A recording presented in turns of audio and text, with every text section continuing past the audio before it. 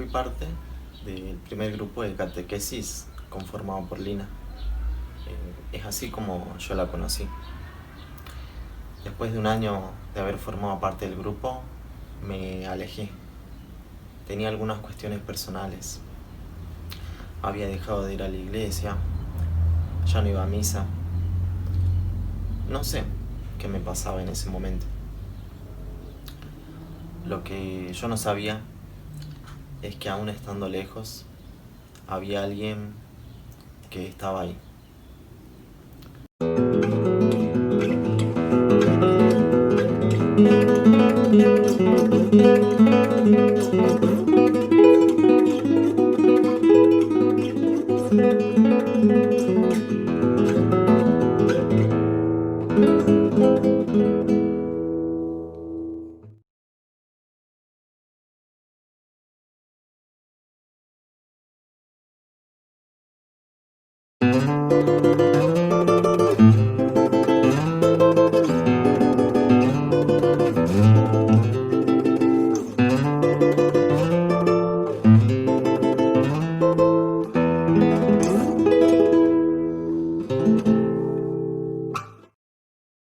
Evangelina, cuando entra en contacto con la historia de San Francisco y además todo lo que configuraba el carisma franciscano, queda atravesada por uno de los pilares fundamentales, la minoridad. Al encontrarse con esta forma de autopercibirse que proponía Francisco, queda profundamente interpelada, calando hondo en su accionar, luego en su ciudad. No hay fotos del proceso de construcción de la capilla, pero sí en la memoria de las personas que colaboramos. Está tan vivo ese recuerdo del trabajo comprometido de Lina. Desde el inicio del proyecto, las familias más importantes de la comunidad intentaron convencerla sobre la importancia de las donaciones, pero Lina se negaba con firmeza a tal idea.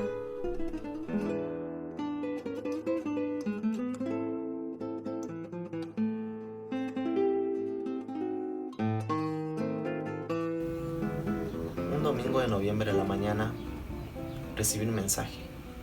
Era de Lina. Ella en el mensaje me preguntaba cómo estaba y me invitaba a participar de la misa del grupo de jóvenes de la parroquia. No supe cómo responderle, ya que hacía tiempo no hablábamos porque me alejé del grupo. Como se dice, le clavé el visto.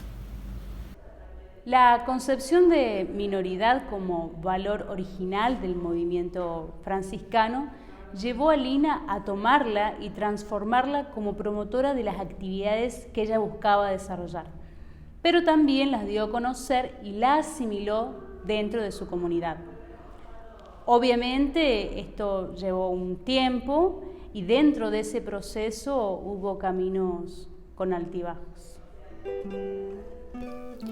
Lina siempre nos contaba sobre este joven Francisco, el cual ella admiraba mucho. Este joven que escuchó la voz de Jesús pidiéndole reconstruir su iglesia, el cual se embarcó en esta misión de la capilla de San Damián y que realizó gracias al trabajo fraternal con sus hermanos. Y bueno, ella quería que nosotros hagamos lo mismo en la comunidad, y así fue. Pero por mucho tiempo, Lina siguió negándose a las donaciones significativas en términos económicos, lo cual trajo algunos cambios de opiniones de algunas personas de la comunidad con respecto a ella. Pero ella siguió firme con su visión y convencida de lo que estaba haciendo. Esa misma tarde estaba muy confundida. No sabía si ir o no a misa. Pensaba más qué me iban a decir mis compañeros. Y al final decidí ir. Me alisté y me llegué a la parroquia. Al encontrarme con mis compañeros y compañeras, en ningún momento me preguntaron por qué me había alejado mucho tiempo, por qué desaparecí de la noche a la mañana. Es más, me recibieron de manera tan natural que el encuentro fue muy confortante. Al terminar la misa, nos quedamos charlando, como solíamos hacerlo después de cada encuentro de catequesis. Entre la multitud veo que había unos chicos que estaban haciendo rosarios misioneros. Tenía tantas ganas de comprarle, pero no tenía dinero. En eso veo a Lina, se me acerca y se pone tan contenta de que haya podido ir a misa. Y nos quedamos charlando. En un momento se me acerca, toma mi mano y me dice: toma, te lo regalo, es tuyo. Y me da uno de los rosarios que estaban vendiendo los chicos. ¿En serio?, le digo yo. Sí, me dice, te lo regalo, es tuyo, llévalo. No supe cómo responderle, porque no me lo esperaba. Y dentro de este valor tan importante como lo es la minoridad, que hay que decir que se disuelve y empapa los demás valores del franciscanismo, como por ejemplo la relación íntegra con la fraternidad y la pobreza, dentro de esta minoridad, Lina encuentra ese proyecto en donde aquellos que, pudiendo ser grandes, eligen el camino de la pequeñez. Pero no solo nosotros fuimos cambiando, sino que ella también se fue transformando y entendiendo la voluntad de Dios, abriéndose a nuevas posibilidades de generar y obtener recursos para poder lograr este fin. Así recibimos elementos de construcción de algunos vecinos e insumos para realizar las ventas de comida y otras tantas cosas que recibíamos de la comunidad.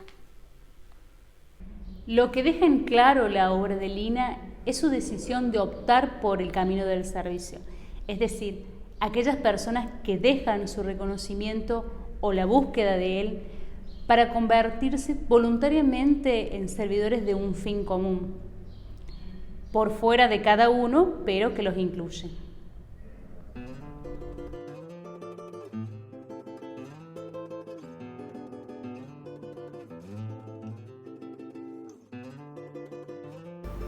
El acto que ella tuvo conmigo fue muy lindo y me hizo darme cuenta que aún estando lejos, ella siempre iba a estar ahí para mí. No solo porque Lina era el claro ejemplo de ese Dios que no te juzga antes de dar su amor, no te pregunta si hiciste tal o cual cosa antes de darte su misericordia.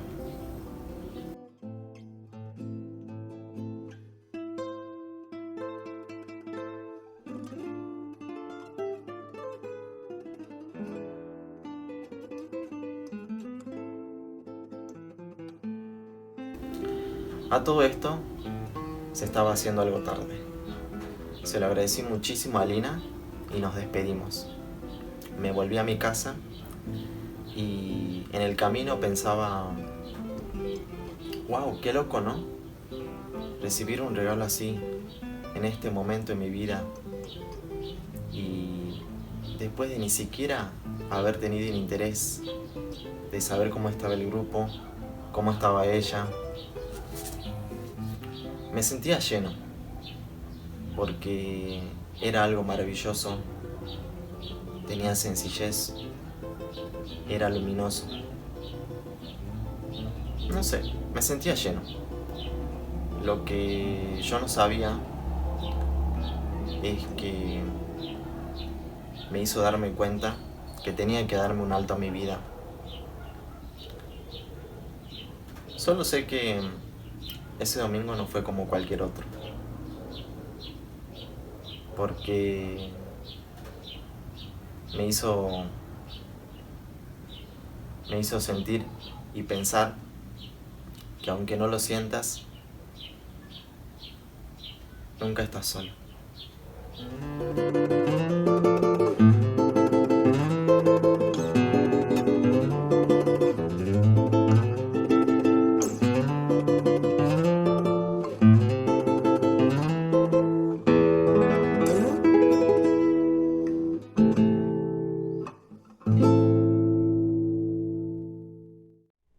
Uno de los rasgos sobresalientes de Evangelina en la construcción de la capilla fue la firmeza que adoptó al tener clara la raíz de su pensamiento y de la forma de concebir su proyecto. Esto mismo fue lo que le jugó en contra debido a la posición que adoptaba frente a las personas de su comunidad.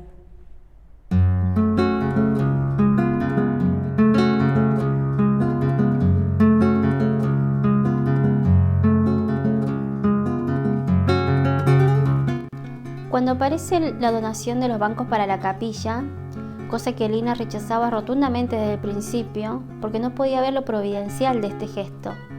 Fue un momento de tensión hasta para ella misma. Sin embargo, nosotros creemos que con el tiempo habrá reflexionado y entendido lo providencial de esto.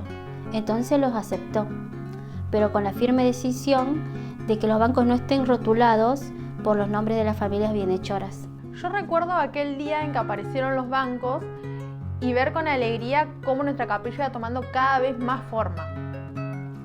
Los bajamos del transporte y lo colocamos dentro de la construcción. Ya para ese entonces nuestra capilla tenía el techo y sus aberturas. En aquella tarde llegan al lugar también la familia de los donantes. Pero lo que nos llamó la atención fue que cada una traía una placa que era para colocar sus apellidos en la rotulación de los bancos. Dentro de este camino, Evangelina se topa con ciertas tradiciones que no coincidían con los ideales que se había planteado al principio. El caso de los bancos donados es uno de ellos. Esta tradición tan conocida de ponerle el nombre o los apellidos de las personas o familias que lo aportaban data de mucho tiempo atrás y de situaciones que fueron surgiendo en Europa. Para Evangelina es la oportunidad de establecer una posición definida en cuanto al fin común que perseguía con la capilla. Y en aquel momento nosotros nos miramos entre todos y no entendíamos nada. E insistieron, a pesar de que en la reunión con la representante de las familias donantes, que era parte de una de ellas, Lina les había dejado firmemente claro de que no iba a permitir ningún tipo de rótulo. Y cuando los vio llegar con las placas, obviamente se indignó, pero sostuvo su ánimo a pesar de todo.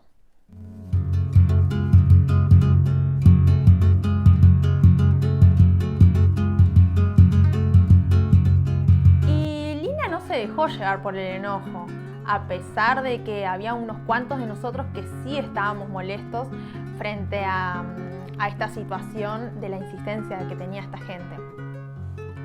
Recuerdo que en aquel momento no había sido nada fácil, porque Lina tenía por un lado a las personas que reclamaban que sí quería que se vieran sus nombres en los rótulos de los bancos, como para que de alguna manera se viera que ellos eran los que habían sido los que habían hecho las donaciones y no otras personas. O eso es lo que yo creo. No sé qué otra cosa podría ser.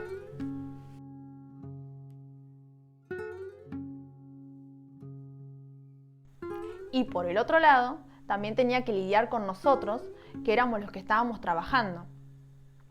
Y que también estábamos indignados frente a esta situación. Fue una tarde bastante tensa en la cual Lina nos dio una visión de cómo afrontar la realidad desde sus valores como cristiana.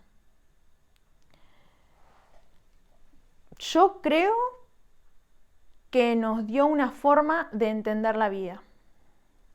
Y Lina en aquel día nos reunió a todos, a los obreros, a los dueños de los bancos, a todo aquel que había ido a ayudar en aquel día, y nos explicaba que por encima de cualquier tradición está el ideal de igualdad y minoridad de San Francisco.